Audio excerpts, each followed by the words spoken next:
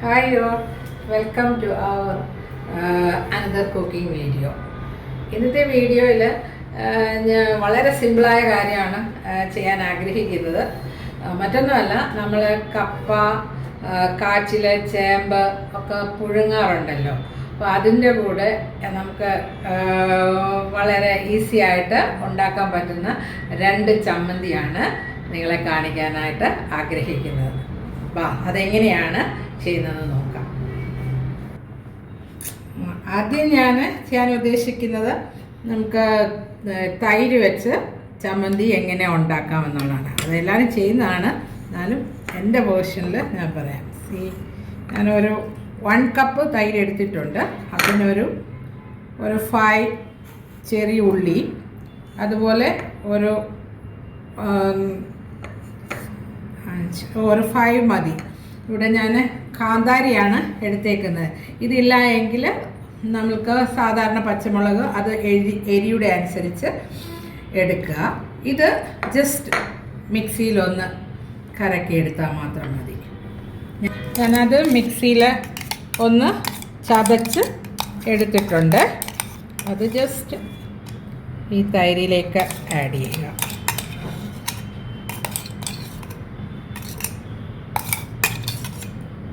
അത് ചതച്ചിട്ടു. പിന്നെ ആവശ്യത്തിന് ഉപ്പ് ഞാനൊരു 1/4 ടീസ്പൂണും ഇച്ചിരി കൂടെ ഇട്ടിട്ടുണ്ട്. ഹാഫ് ഇല്ല. പിന്നെ ഉപ്പ് വേണമെന്നുണ്ടെങ്കിൽ നമ്മൾ ടേസ്റ്റ് ചെയ്തിട്ട് വീണ്ടും ആഡ് ചെയ്താൽ മതി. ഇത് നല്ലതായിട്ട് ഇതുമായിട്ട് മിക്സ് ചെയ്യുക. നല്ലതായിട്ട് മിക്സ് ചെയ്ത ശേഷം അതിൻ്റെ മേളിലേക്ക് ഒരു 1 ടീസ്പൂൺ കോക്കനട്ട് ഓയിൽ ഒഴിക്കുക. അപ്പോൾ ഒരു ചമ്മന്തി നമ്മുടെ റെഡി ആയിട്ടുണ്ട്. ഇനി അടുത്തത് എന്താണെന്ന് നമുക്ക് നോക്കാം. ഇനി രണ്ടാമത്തെ ചമ്മന്തിക്കായിട്ട് ഒരു കടായി അടുപ്പിൽ വെക്കുക. അതിലേക്ക് ഞാനൊരു 3 ടേബിൾ സ്പൂണ് കോക്കനട്ട് ഓയിൽ എടുത്തു. അത് ഒന്ന് ചൂടാകട്ടെ.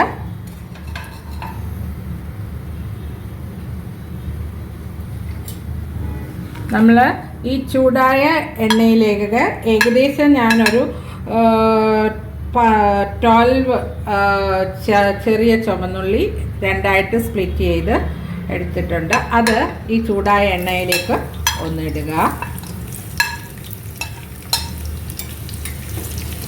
ഒത്തിരി മൂപ്പിക്കേണ്ട കാര്യമില്ല, ജസ്റ്റ് ഒന്ന്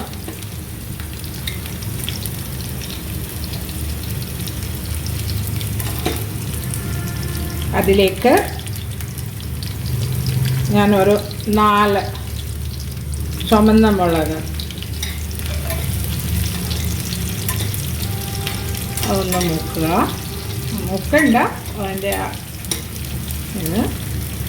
അതിലേക്ക് ഒരു ചെറിയ വലിപ്പത്തോളം ഉള്ള പിഴുപുളി ഇടുക.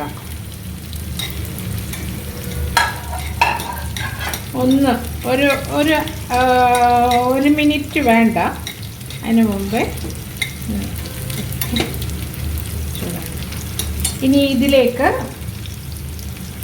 ഞാനിവിടെ ഒരു 1.5 ടീസ്പൂണ് കാശ്മീരി ചില്ലി പൗഡറൂടെ എടുത്തിട്ടുണ്ട്. അതുകൂടെ മിക്സ് ചെയ്ത് ഞാൻ സ്റ്റൗ ഓഫ് ചെയ്യുകയാണ്, കാരണം കരിയാൻ പാടില്ല.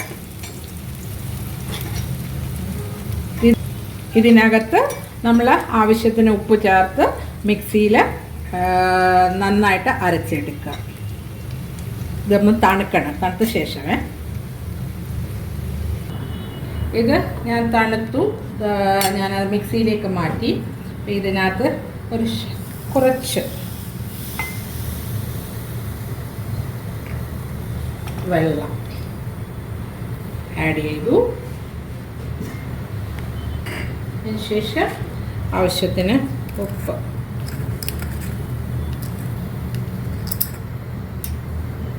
ഒരു 1/2 ടീസ്പൂണില്ല, 1/4 ടീസ്പൂണേക്കാൾ കുറച്ചുകൂടെ.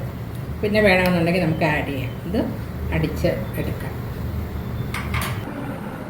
അപ്പോൾ നമ്മുടെ മുളക് ചമ്മന്തി റെഡി ആയിട്ടുണ്ട്. നമുക്ക് ഇനി ഇത് കപ്പയുടെ കൂടെ ഇത് രണ്ടും, തൈര് ചമ്മന്തിയും ഈ മുളക് സമ്മന്തി കപ്പയുടെ കൂടെ ഏത് പുഴുക്കിൻ്റെ കൂടെ നമുക്ക് യൂസ് ചെയ്യാം. അപ്പം ഞാൻ ഉണ്ടാക്കിയ ഈ 2 ചട്നി, ഇത് ഞാൻ ചേമ്പാണ് പുഴുങ്ങിയത്, അതിൻ്റെ കൂടെ ഒരു ബെസ്റ്റ് കോമ്പിനേഷനാണ്. അതുതന്നെയല്ല ഈ കാന്താരി സമ്മന്തി അല്ലെ കാന്താരിയിലെ പച്ചമുളക് സമ്മന്തിയുടെ കൂടെ അതിന് പറ്റിയ ഒരു ബാലൻസ് ചെയ്യുന്ന രീതിയിലാണ് ഈ മുളകിൻ്റെ ചട്നി. അപ്പോൾ ഇത് നിങ്ങൾ ട്രൈ ചെയ്യുക. ഞാനൊന്ന് ടേസ്റ്റ് ചെയ്ത് നോക്കട്ടെ എങ്ങനെയുണ്ട് എന്ന്.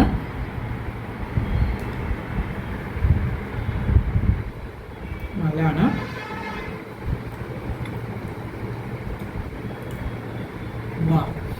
നിങ്ങൾ ട്രൈ ചെയ്യുക. അപ്പോൾ ഇനി അടുത്തൊരു വീഡിയോ ആയിട്ട് ഞാൻ വരുന്നതായിരിക്കും. Okay, thank you.